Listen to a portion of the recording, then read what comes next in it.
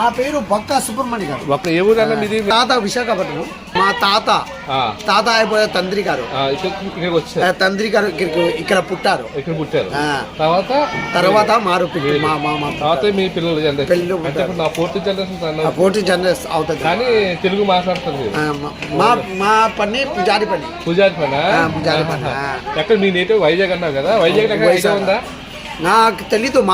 మా తండ్రి చెప్పారు మీ తాత వైజాగ్ నుంచి వచ్చారు. వైజాగ్ చాలా ప్లేస్ తెలీదా?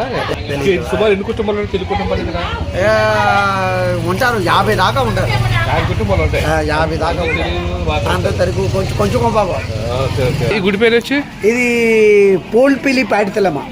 పోలిపిల్లి పాడితెలమ్మ. పుట్టాడు. ఆయన 13 సంవత్సరాలు ఉన్నప్పుడు ఇండియా వచ్చేసారు.